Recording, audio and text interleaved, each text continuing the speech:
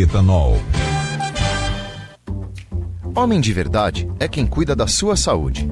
A Unimed Campos vem te lembrar que algumas atitudes são essenciais para se ter uma vida mais saudável. Pratique exercícios físicos pelo menos 3 vezes na semana. Tenha uma alimentação balanceada. Reduza o consumo de bebidas alcoólicas. Evite o tabagismo e consulte-se com seu médico de confiança regularmente.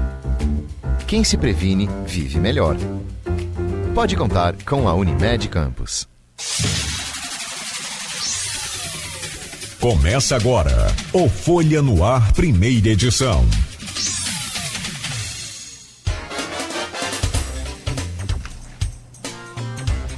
Terça-feira, 21 de novembro de 2023, começa agora pela Folha FM, mais um Folha no Ar, em 98,3, emissora do Grupo Folha da Manhã de Comunicação, ao vivo também no Face, YouTube, Instagram. Você pode acompanhar este programa daqui a pouco em podcast, logo mais tem reprise na Plena TV e você vai naturalmente acompanhar também trechos aí desse programa no jornal Folha da Manhã impresso. Hoje é terça-feira, dia 21 de novembro de 2023, são 7h08 em Campos.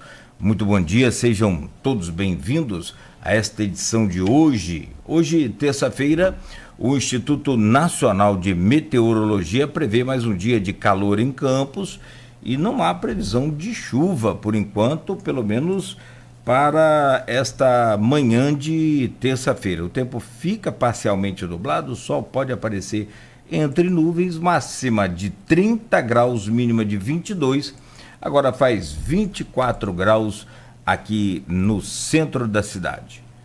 Hoje no programa, com Aloysio Abreu Barbosa na bancada, junto do Rodrigo Gonçalves, nós vamos conversar com o Alberto Ágio, historiador, escritor, professor da Unesp, a Universidade Estadual de São Paulo, e especialista na história política da América Latina. E é justamente sobre uma das importantes cidades dessa América Latina, um dos importantes países, aliás, que nós vamos falar, importante país que é a Argentina, sobre a eleição do libertário e autodeclarado anarcocapitalista, o Javier Milei, que ganhou em segundo turno, mas ganhou muito bem, uma virada aí para segundo turno excepcional.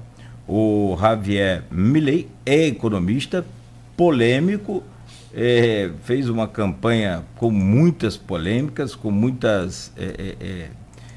o seu próprio programa já fala em fechamento do Banco Central, dolarização da economia argentina e, entre outras coisas, né, o fim do Ministério da Educação, o fim do Ministério da Saúde e a criação de um super ministério para comandar isso tudo. Bem polêmica aí o seu programa de governo. Porém, ontem houve uma mudança aí que pode ser colocada aqui nessa mesa hoje, nessa bancada, para ser discutido. O discurso de vitória dele, após a vitória, foi considerado um pouco mais ameno do que vinha na campanha. Será que foi um personagem? Será que ele vai mudar? Será que vai ser diferente? Tudo isso em destaque a partir de agora, com as causas e consequências da eleição do Milei, presidente da Argentina, que assume agora, em poucos dias. Também uma análise dos 11 primeiros meses do Lula 3, feita pelo nosso convidado, o professor Alberto Ágio. E, por fim, uma passagem também aí pela guerra de Israel, por enquanto, com o Hamas. Alberto Ágio, de antemão já, muito obrigado pela presença. Vamos só fazer as manchetes aqui do portal folha1.com.br e a seguir a gente já traz aí a nossa conversa. No oferecimento de Coagro, a cooperativa dos nossos produtores de cana da região, também de Proteus, serviços de saúde e medicina ocupacional, qualidade certificada ISO 9001-2015, Unimed Campos, cuidar de você. Esse é o plano. Laboratório Plínio Bacelar e vacina Plínio Bacelar, cuidando bem de tudo que te faz bem. Agora tem um aplicativo que você pode baixar aí na sua lojinha e acompanhar resultados de exames e muito mais. Aproveite. Laboratório Plínio Bacelar. Em destaque no portal folha1.com.br, depois do feriadão, homem leva 3 tiros após discussão em bar no Parque São Silvestre, em Guarulhos. Igualdade racial com vasta programação para o mês da consciência negra, debates e palestras sobre temáticas inerentes a questões étnico-raciais. Mulher furta residência e é encontrada dormindo no carro da vítima. Crime aconteceu no Jardim Carioca, em Guarulhos, neste domingo. Campos mantém 9 postos para vacinação contra a Covid-19. Comércio de Campos com expectativa de pelo menos aumento de 19% nas vendas de Natal. Educação de Campos premia escolas nesta terça-feira. Homem encontrado morto na estrada de Martins Lage, em Campos, pela própria filha. E ainda, morre Maria Tereza Dauaire, mãe do ex-prefeito de São João da Barra, Betinho Dauaire, e avó do deputado estadual e atual secretário estadual também, Bruno Dauaire, que usaram as redes sociais para postarem aí a notícia. O comunicado do falecimento de Maria Tereza Dauaire. O velório será no Campo da Paz até 1h da tarde e o sepultamento às 15 horas em São João da Barra. Em nome de toda a bancada e também do grupo Folha da Manhã de Comunicação, externamos aqui nossas condolências ao Betinho, ao Bruno, ao Cacá e a todos os familiares.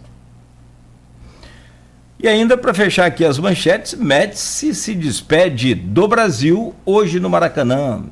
Brasil que, sem dúvida nenhuma, tem um protagonismo interessante na história do Messi. E o Maracanã, particularmente, porque até 2030 não teremos mais competições aqui com a possibilidade de jogos no Maracanã entre principalmente essas duas seleções, claro. Então, é uma despedida dele do Brasil, não do futebol, mas do Brasil, e ele joga logo mais no palco, que em 2014 ele viu uma das maiores tristezas da sua vida, que foi perder a Copa do Mundo para a Alemanha naquela final.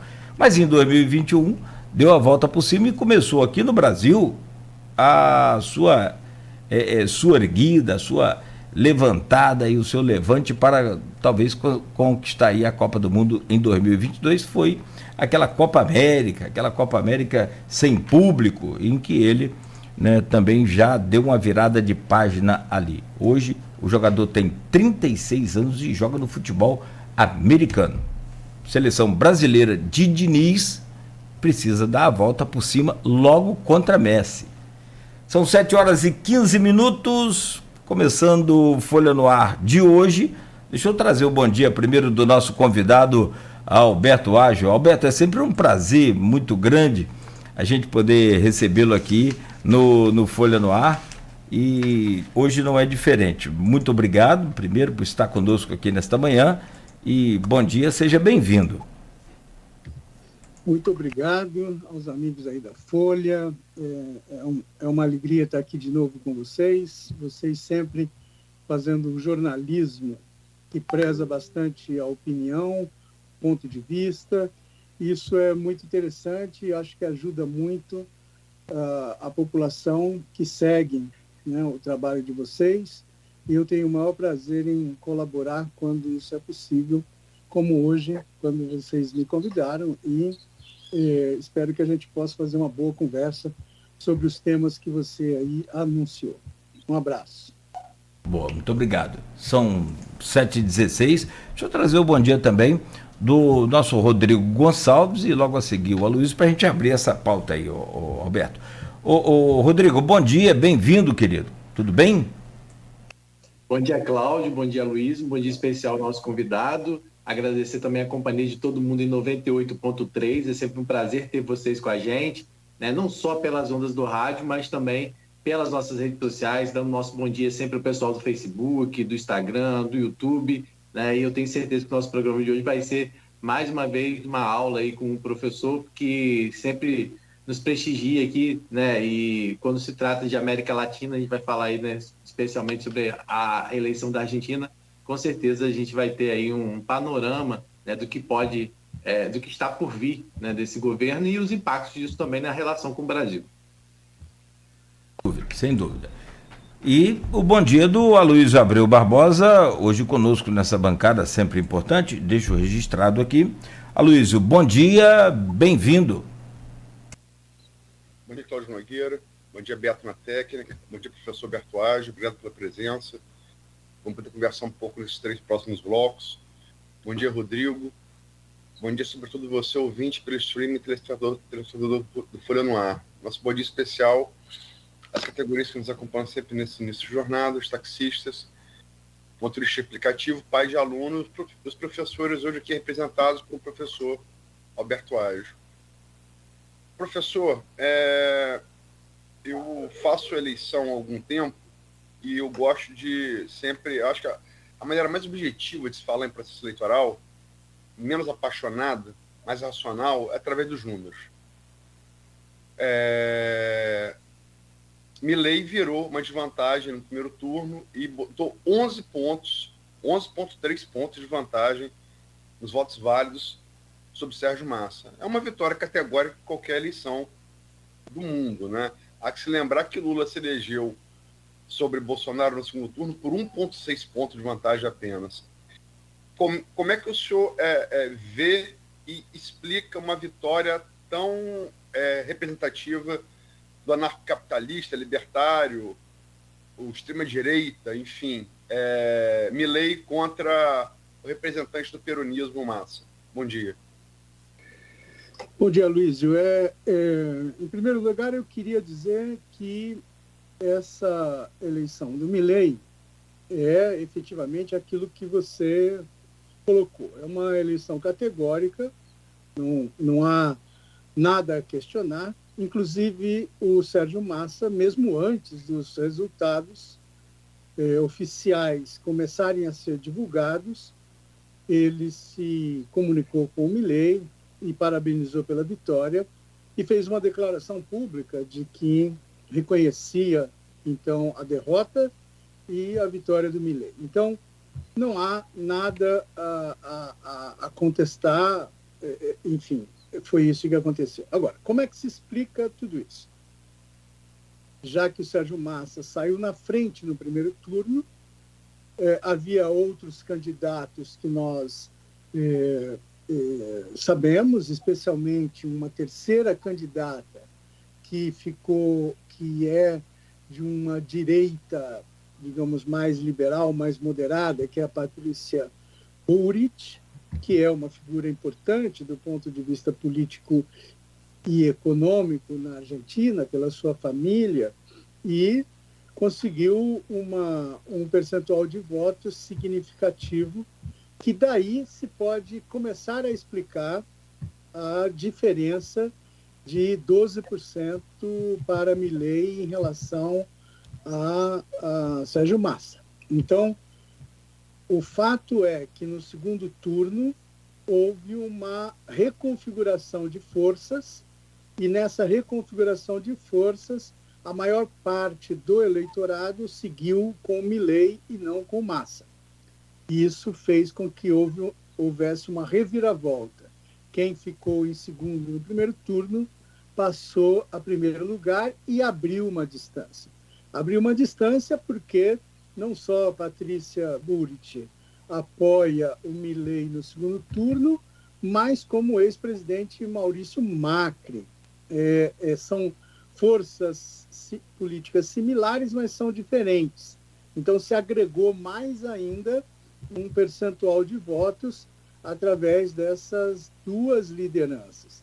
Enquanto que o Sérgio Massa, como vem do mundo peronista, e o mundo peronista sempre teve como grande adversário os setores da da UCR, da União Cívica Radical na Argentina, de outras forças como socialistas, democráticos, etc., o que ocorre é que o Sérgio Massa conseguiu uma ampliação da sua votação, mas uma ampliação muito menor.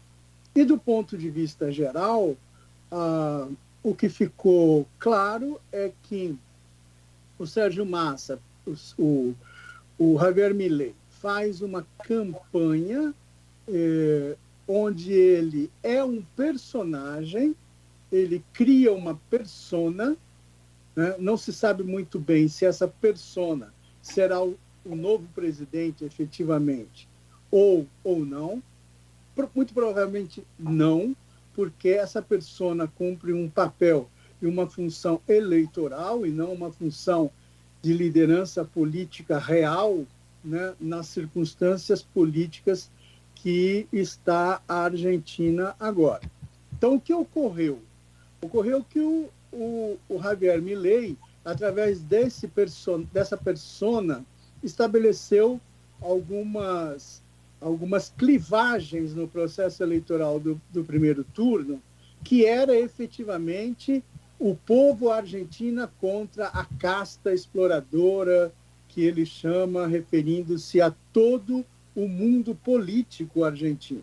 Então, esse foi o momento do Javier Milei no primeiro turno. Quando ele passa para o segundo turno e efetivamente tem que ampliar a sua base, o seu consenso eleitoral e ganha gradativamente o apoio desses outros setores, o Javier Milei muda, né, o seu discurso no final, no segundo turno. O seu discurso é absolutamente, claramente aquilo que a Patrícia Bullrich havia estabelecido na eleição, que é não mais peronismo, não mais kirchnerismo. Então, o Sérgio Massa passa a estabelecer essa clivagem, e nessa clivagem ele isola mais ainda o Sérgio Massa, impedindo que o Sérgio Massa possa ou pudesse ampliar o seu consenso eleitoral. Então, aí você tem um aspecto de mudança importante que indica efetivamente que o Javier Milei não é inflexível dentro daquela persona que ele criou do ponto de vista eleitoral, e ele vai fazer manobras políticas, como é claro, né, que deve ser feito, e é necessário ser feito, porque não se pode governar a Argentina, nem nenhum outro país onde o Estado tem uma configuração muito maior do que a ideia de um Estado apenas repressor, etc. Então, um Estado ampliado, vamos dizer assim, na linguagem gramsciana. Então, esse Javier Milei precisa efetivamente de levar em consideração o parlamento. O parlamento tem outras forças, ele é bastante minoritário no parlamento. Então, nesse sentido, o apoio do Macri, o apoio da Bullrich é fundamental, foi na eleição, na vitória, e será fundamental no decorrer do mandato. Alguns analistas falam claramente em um poder muito maior que o Macri recupera na Argentina no contexto da eleição no segundo turno. Então, e de uma dependência cada vez maior que o Milei tem em relação ao ex-presidente Maurício Macri. Então, a situação é uma situação que se move desde o fim do primeiro turno para agora a vitória e, eventualmente, daqui 18 dias a posse do Javier Milei. E, nesse sentido, eu acho que tem muitas coisas que serão preciso ser analisadas, etc., para que a gente possa acompanhar esse processo e ter alguma visão mais clara dele. Para finalizar, duas observações. Uma, o último debate, o Sérgio Massa, como disse a Miriam Leitão num artigo, o Sérgio Massa foi tão bem, que isso se voltou contra ele.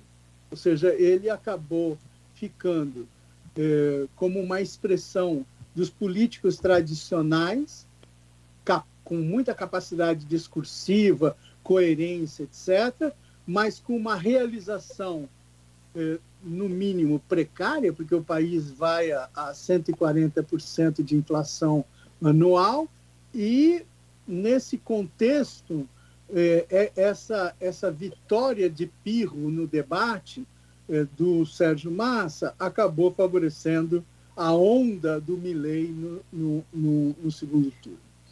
É paradoxal, mas é algo que deve ser levado em consideração. E, por último, ficou claro que, enquanto o Sérgio Massa adotou um discurso político eleitoral no final que tinha como ponto de estruturação a ideia do medo, né? Como se fez já no Brasil em diversas eleições, né? Não vote em fulano de tal porque ele é o fim da nossa democracia, o fim de tudo, que ele é, enfim, o Milei dava essa demonstração, porque é um candidato que aparece cheio de insights, né, etc., de que vai fazer isso, vai quebrar o banco, vai fechar o Banco Central, vai dolarizar tudo, vão acabar com essa casta, faz uma cena com uma marreta destruir o Banco Central, enfim, uma maquete, né? Então, essa ideia do medo não foi capaz de suplantar a resposta que o Milei dá. O Milei dá a resposta que é: nós estamos fartos de todos vocês. Nós estamos fartos do kirchnerismo, nós estamos fartos desse tipo de política, a Argentina precisa mudar, e aí todas as propostas, né, que ele colocou, que certamente ele vai moderar, ele vai, digamos assim, mediatizar essas propostas, se ele for efetivamente cumprir, mas o que aconteceu do ponto de vista eleitoral se havia uma certa crença de que a palavra de ordem aí lulista, a esperança vence o medo, na Argentina isso não colou para aquela sociedade, e no final das contas o Javier Milei ressuscita aquela ideia lá do 2001, né, que se vaiam todos, que nadie permaneça, e aí a ideia do hartaço, né? Nós estamos fartos de todos vocês. Então, eu acho que isso ocupou um lugar decisivo na reta final e que deu a vitória ao Milei. Professor, sou especialista em América Latina, sobretudo acompanha muitas obras sobre o processo do Chile. O Brasil, após foi uma vitória, como eu disse, apertada, uma vitória ali, 1,6 pontos de Lula sobre Bolsonaro no segundo turno. É sempre bom lembrar isso, né? Não por motivo ideológico, mas por motivo... O ponto de equilíbrio foi decidido por um fiapo, um photoshop, como dizem no jockey. E nós temos também, além da vitória do Milei, uma vitória incontestável, pelos motivos que o senhor colocou aqui, cujos números eu dei na pergunta anterior, Trump à frente de Biden em todas as pesquisas dos Estados Unidos. Uma ampla vantagem. Algumas pesquisas, inclusive, botam 10 pontos de vantagem para ele, que é mais ou menos a vantagem que Milei teve sobre Massa no segundo turno. O senhor acha que, com a vitória de Milei e esse favoritismo de Trump nas pesquisas, pode haver a extrema-direita, que após a derrota de Trump nos Estados Unidos, em 2020, a derrota de Bolsonaro em 2022, Você acha que isso pode ser um novo realinhamento, um novo fortalecimento dessa extrema-direita no continente? Sim, eu acho mais, mas eu não iria exclusivamente por esse caminho. O que eu acho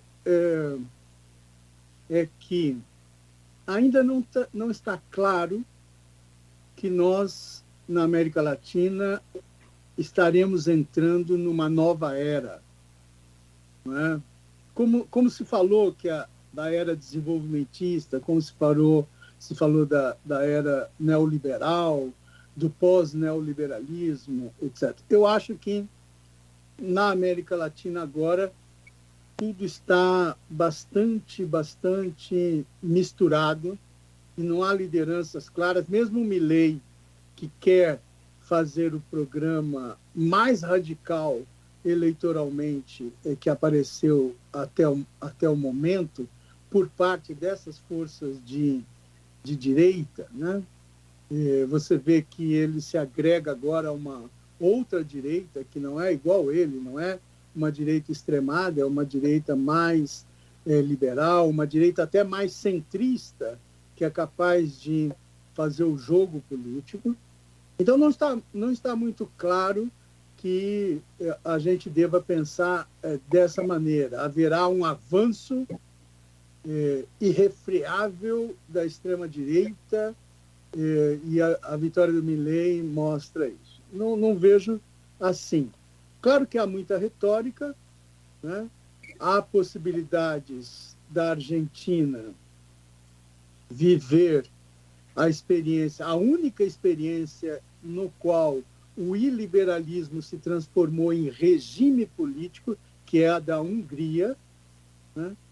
É possível que isso aconteça na Argentina? Eu tenho muitas dúvidas de que isso vai acontecer.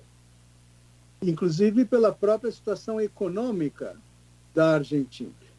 Então, as mudanças que o Milei deverá fazer vão jogar num sentido muito fino, onde de um lado está o êxito, do outro está a instabilidade. Tanto é que se pode prever, ou alguns prevêem, que esse governo Milei durará pouco, né? Porque haverá tantas contradições e tantos conflitos que o cenário não é muito positivo. E o Milei faz uma lógica, estabelece uma lógica política de mudança total e integral, e ele vai ter que moderar. Isso significa, ele vai ter que mediatizar. Isso significa que também os seus vão estar insatisfeitos. Então, o cenário que aparece agora é um cenário muito, muito complexo, não é um cenário branco no preto, é um cenário de muitas variações, de muitas ponderações.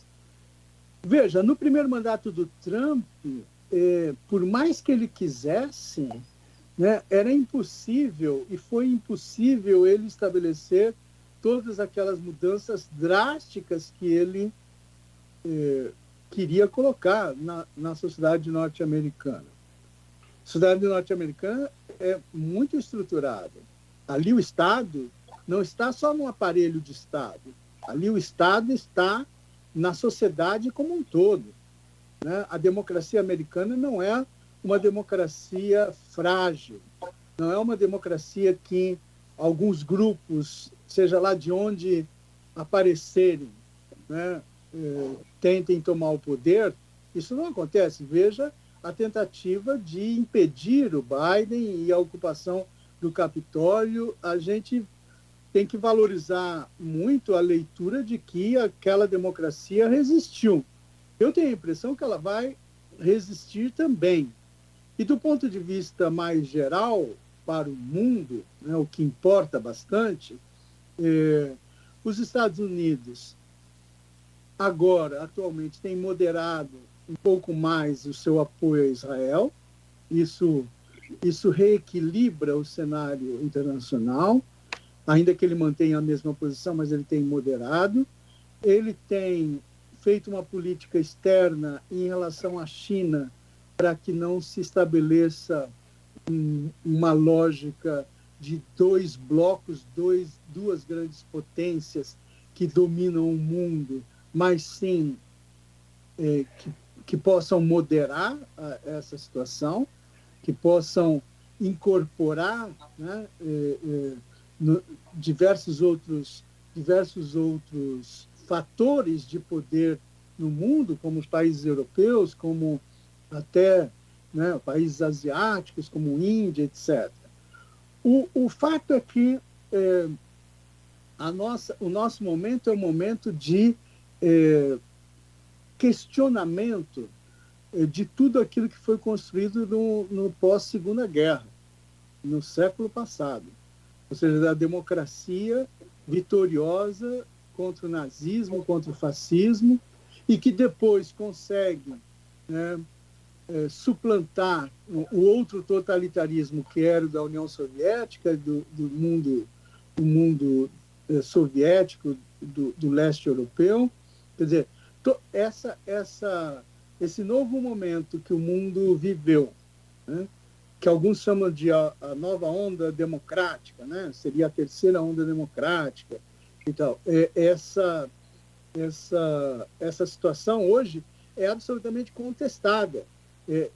Há uma desconfiança em relação a essa democracia que se criou no pós-Segunda Guerra. No entanto, ela mostra a sua fortaleza, e há um embate permanente entre diversas forças em todos os espaços nacionais, invadido pelo tema global. Então, há uma globalização econômica que está em crise, mas não está refreando. Ela está em crise porque os fatores de reorganização global precisam se reequilibrar do período dos anos 80, do século passado, 90, a necessidade de um reequilíbrio. É possível que isso ocorra? Sim, certamente. Tem alguns elementos que podem jogar para isso, como uma questão energética, por exemplo. A questão energética é fundamental e a Europa tem cumprido um papel extraordinário nessa direção. A China também, que era um país insuportável do ponto de vista climático. Mas isso não resolve tudo. É um cenário com muita amplitude, muita dificuldade. Então, eu vejo, Aloysio, que você tem razão ao observar a possibilidade da vitória do Trump. Mas nada disso agora, como a do Milei agora, será uma vitória integral que vai destruir a democracia, né? Então, eu não vejo como um fato seguro e certo de que o caminho para essas forças consiga ser levado de maneira lisa e tranquila, apesar de todas as críticas e crispações que existem no cenário político nacional e também interno em cada país. Eu acho que isso aí é algo que a gente deve levar a entender com muita tranquilidade, muita capacidade de leitura crítica. Veja, as mudanças que o Milei pretende fazer só puderam ser feitas no Chile à base de uma ditadura de 17 anos muito violenta, né? O Bolsonaro aqui sequer esboçou, né, praticamente mudanças do ponto de vista econômico, estrutural, do lugar do Estado na sociedade brasileira. O Bolsonaro aqui foi muito pouco reformista do ponto de vista neoliberal. Ele foi um corporativista, na verdade, um político menor, né?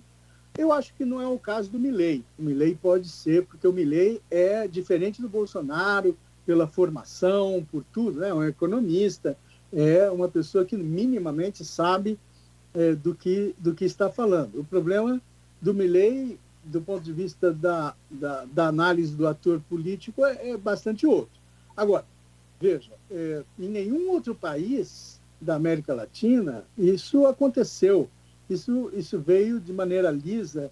Então, aquilo que é a verdade eleitoral não é efetivamente a verdade política para fazer com que, né, o programa do Milei se afirme de maneira tranquila.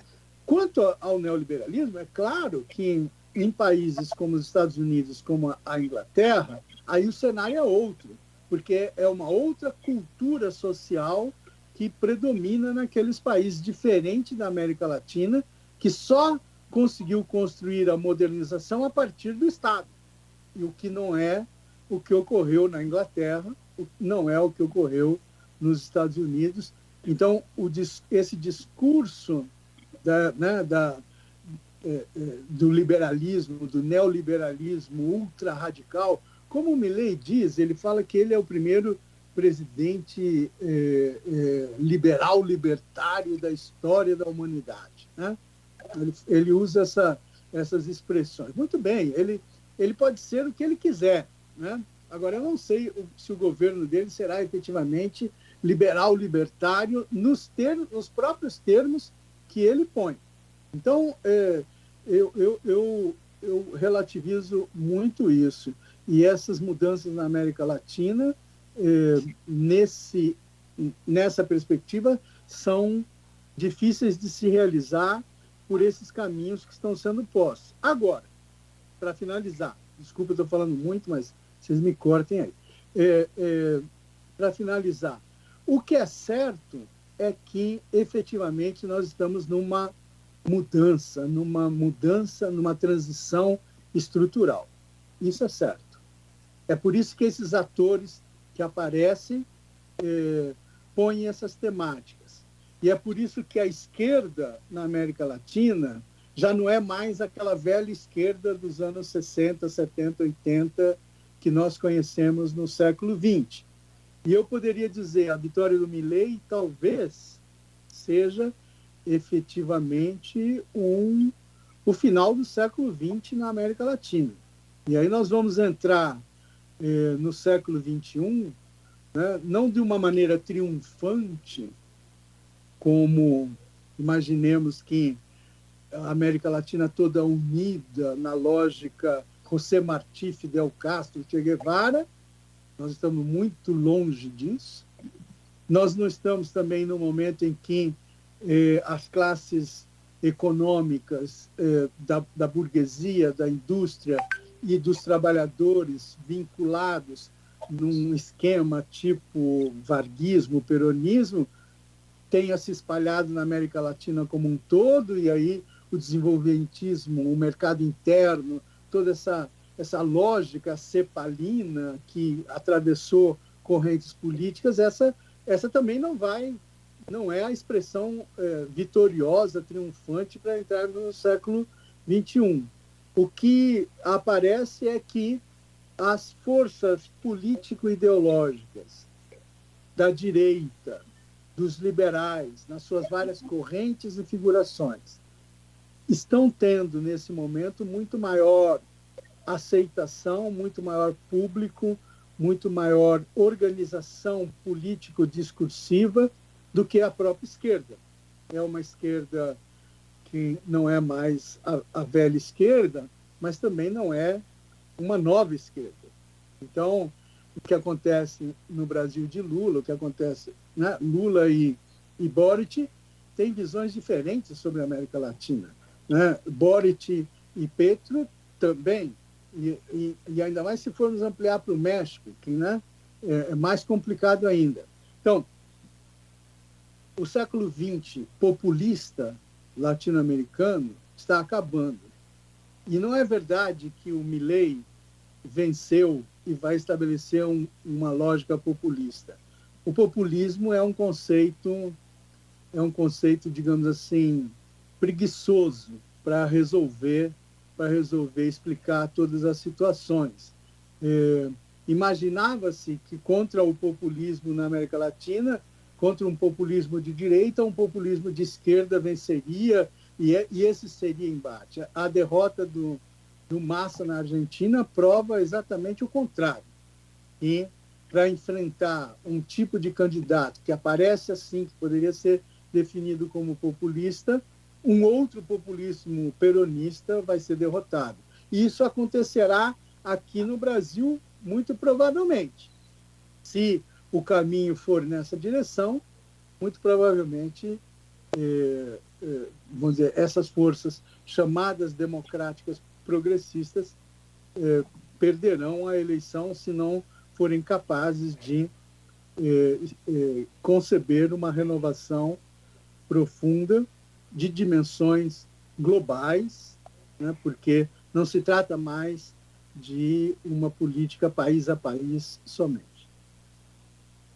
Professor, claro que acho que diferente assim o governo, o Milei, a campanha dele foi muito focada na questão econômica. Acho que essas questões ideológicas, muitas vezes colocadas pela ultradireita, ficaram um pouco mais em segundo plano, pelo menos me pareceu nessas discussões. A economia realmente foi o que motivou. Ele fala já em privatizar, mesmo depois da entrevista, depois dele ter vencido, ele já deu algumas entrevistas mantendo que vai privatizar, né, a estatal de petróleo, que vai privatizar a TV pública, né, mas, por outro lado, já dizem que o discurso dele em relação ao Mercosul já muda um pouco, já não vai ser tão agressivo. Como é que o senhor avalia essa questão da relação, principalmente com o Mercosul, porque isso impacta diretamente aqui com a gente no Brasil, né? Então, eu acho isso mesmo. Eu acho que privatizar a companhia de petróleo é uma das grandes possibilidades do Milei, inclusive para ter ingressos de dólares, ingressos de receita, com empresas internacionais na exploração do petróleo, na distribuição do petróleo, etc. Então, eu não vejo isso como um grande problema, né? Você vê que esse tema sempre é colocado aqui no Brasil. O processo de desestatização da Petrobras é algo já existente, mas não inteiramente, não completo, né?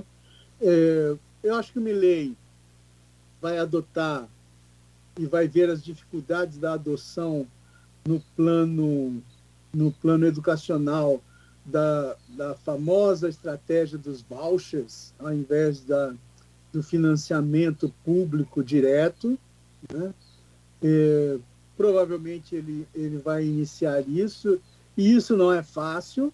Isso foi implantado no Chile e pode ser um bom exemplo, né? Agora, implantar a seco na base do quem tem leva, quem não tem recursos para sustentar isso não leva, isso vai ser uma coisa muito difícil, e a sociedade argentina pode reagir de uma maneira muito forte.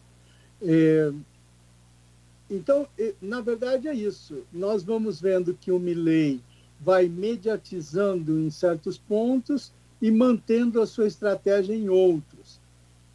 Isso tudo depende da capacidade dele conseguir reproduzir a aliança eleitoral no segundo turno. Se ele conseguir reproduzir, se não houver nenhuma fissura, eu acho que ele tem grandes probabilidades. Se ele radicalizar e estabelecer aquela lógica figurativa da persona que ele criou no primeiro turno, eu acho que aí, efetivamente, ele dura pouco. É um governo que dura pouco. Mas se ele conseguir, de certa forma, uma política mais mediatizada, mais equilibrada, mais de compromissos, né? O Milei não é um Pinochet e nem pode ser um Pinochet, né? Os cenários são de ação política. Então, veja que coisa. O Bolsonaro vai lá na posse, não é verdade? Já declarou que vai lá na posse. Por quê? Porque o Lula rejeitou. Porque o Lula estabeleceu um posicionamento na eleição da Argentina, quero tudo ou nada. O Lula achou que ia ser um passeio. O Lula achou que o Milei era um falastrão e que iria morrer na praia. E jogou assessores lá, jogou assessores pesados, né? Gente entende de eleição, de sociologia eleitoral, etc. e tal, e perderam. Perderam e fica difícil agora voltar para trás. Tanto é que a nota do Lula é uma nota pífia, para dizer a verdade. Não é que ela é uma nota fria, como um professor disse lá na Globo News. Ela é uma nota pífia. Pífia por quê? Porque o erro está estabelecido. Então, no final das contas, a vitória do Milei é uma derrota da esquerda e é uma derrota séria da esquerda, inclusive do personagem de esquerda na América Latina mais relevante do ponto de vista mundial, que é o Lula. O Lula sofre uma derrota extraordinária na eleição do Milei. Né? Essas coisas pesam. Então, se o Lula começava a perder prestígio, depois nós vamos conversar um pouco sobre Lula, mas, enfim, agora a derrota é séria. Eu vou citar aqui um historiador chamado Horácio Tarcos, que é um historiador argentino, que tem algumas coisas publicadas aqui no Brasil, né? E é um historiador importante, um historiador da minha geração, com uns trabalhos muito interessantes. Ele diz assim, ontem, né, que saiu publicado: estas eleições não representam só uma derrota do kirchnerismo, da União pela Pátria, ou do peronismo em geral. São, sobretudo, uma derrota da esquerda. O resultado dessas eleições são, sobretudo, uma derrota política, social, cultural da esquerda, dos seus valores, das suas tradições, dos seus direitos conquistados e da sua credibilidade. Então, veja, nós podemos começar, né, como começamos aqui, na análise do movimento eleitoral. Ganhou por quê? Como é que foi? Mas a coisa é mais funda. A coisa é mais... deve ser vista com maior profundidade. Porque como o peronismo ressuscita desse tipo de situação? O peronismo perdeu nessa eleição em bases que eram tradicionalmente peronistas no interior da Argentina. Quase todas as províncias o Milei ganhou e o peronismo perdeu. Em Buenos Aires, o Massa ganhou por pouquíssimo, que era tradição de vitória peronista na província e na cidade, que tem, aliás, um governador peronista, né, que no primeiro turno foi eleito. Então, essa situação é uma situação, do meu ponto de vista, complexa o suficiente para a gente não ver preto no branco e acompanhar com muito mais, né, com muito mais atenção, né? E eu posso dizer assim, meus amigos, né, bem-vindos ao século XXI. Acabou a história de que a América Latina unida contra o imperialismo, contra os colonizadores, etc. e tal, vencerá. Né? Coloque um livro do Eduardo Galeano, As Veias Abertas na América Latina, ali naquele lugar do seu arquivo, que você só vai mexer, digamos, daqui uns 10, 20 anos para ver o que é que se pensava lá nos anos 70. Porque Eduardo Galeano já não serve para nada. Né? Então, diante dessa circunstância latino-americana, que é uma circunstância mundial, né? Não é algo que acontece só aqui, tanto é que Milei não é uma expressão só argentina. Então, o que está acontecendo? O bolsonarismo brasileiro está disputando o Milei. E a esquerda brasileira com Lula não consegue fazer nada, absolutamente. E hoje cedo eu li a notícia de que o Boric, Gabriel Boric, presidente do Chile, já se alistou para receber o Milei em Santiago, já se alistou para estar na posse do Milei em Buenos Aires. Então, o que significa isso? Significa esquerdas com comportamento completamente distinto do ponto de vista político e que hoje nós temos que pensar de outra maneira. Quem está pensando ainda nessa chave, as veias abertas da América Latina, a Revolução Cubana, não sei o que, está no século XX. Nós temos que entrar no século XXI, a complexidade, os conceitos que foram ultrapassados, o conceito de populismo acabou, né? As forças políticas são muito mais diversas e se a esquerda democrática, progressista, não conseguir pensar de maneira diferente, a direita vai avançar, porque não existe vazio aí, né? Veja, essa coisa do BRICS é uma substituição. O BRICS é uma substituição da Revolução Cubana para nós aqui. Isso é uma ilusão, né? Então, tudo bem. Eu acho que essa é uma questão polêmica, né? Eu estou só aqui emitindo opiniões muito diretas, mas nós podemos continuar conversando e certamente esse debate vai permanecer. Até pelo menos meio-dia. Professor, vou aproveitar essa coisa, fazer não um trocadilho, mas é real. O senhor acabou de falar aí e é real. Caso o senhor é professor, se me permite, acho que a esquerda poderia pegar essa lição e fazer o dever de casa, né? Como tudo que o senhor falou aí agora sobre essa mudança de comportamento. Ontem eu já estava deitado, meu filho passou assim e falou, achamos eleitores piores do que os brasileiros. E estava dando a notícia da posse, da vitória do Milei na televisão. Mas não sei se é pior ou melhor, mas é diferente, é um novo tempo. Aqui no grupo de WhatsApp, rapidamente, só para a gente fechar esse bloco, professor, tem várias perguntas, eu escolhi aqui a da Vera Marques, algumas outras que estão aqui, importantes também, que a gente agradece, Silvana, Edmundo, o Arnaldo, o senhor já respondeu. A doutora Vera Marques deixa aqui a pergunta, prezado professor Alberto Ágio. Primeiro, a proposta de dolarização da economia da Argentina, feita pelo Milei, não faria o país perder sua soberania, além de colocá-lo à mercê da política dos Estados Unidos? E quais os outros efeitos dessa proposta? Cabe considerar que, por muito menos o governo brasileiro, tem desgastes quando o Banco Central não está alinhado com suas políticas. E, por fim, qual o peso do voto dos argentinos no Milei em relação à inflação que estão sofrendo hoje? Bom, o peso do voto da inflação na vitória do Milei é integral, né? E favoreceu muito, né, o Milei, porque o Massa era o contendor, era o candidato. O Massa é o ministro da Economia.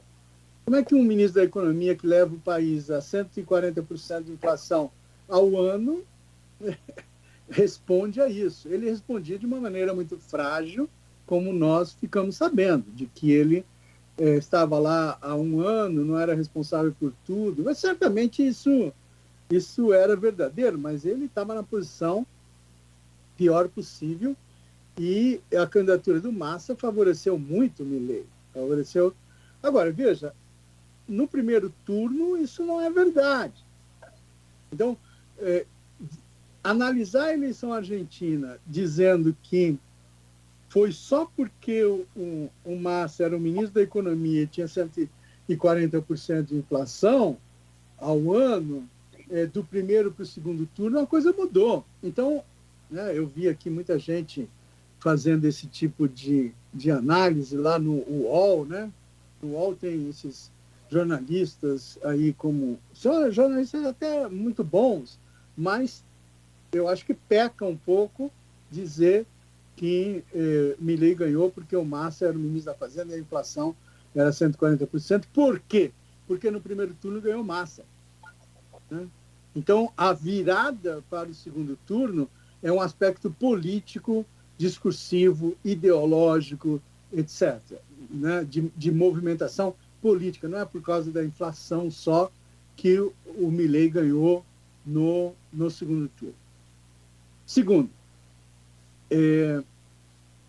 claro que a dolarização fragiliza muito a economia de um país que tem uma lógica autárquica. Então, óbvio que sim. Para se ter uma lógica que fortaleça a economia nacional, ela pode acirrar esse autarquismo até o seu isolacionismo completo, ou não. Então, um bom exemplo foi sempre o Brasil. O Brasil do Vargas era um Brasil nacionalista, mas era um Brasil também aberto à negociação internacional, aos recursos norte-americanos. Isso aconteceu no Chile também. A Argentina, do Perón, é que tem essa história de bloquear o imperialismo. O discurso anti-imperialista na Argentina é muito mais forte do que em qualquer outro lugar na América Latina. Então, veja a gravidade disso. E mesmo o peronismo, vendo que as crises eram crises sequenciais na Argentina, o peronismo foi mudando. Então, o peronismo do Menem quis fazer o quê? Quis a paridade entre o peso e o dólar. A proposta do Milei é mais radical, né? E ele pensa num prazo de 8 meses para fazer isso. E eu acho que essa relação com os Estados Unidos para o projeto Milei é essencial. Sem isso, nada feito.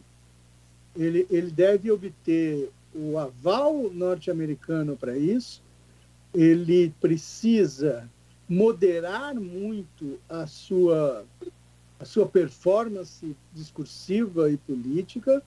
Então, vai ser muito difícil para ele. Ele quer uma coisa que é um pouco paradoxal com o comportamento dele.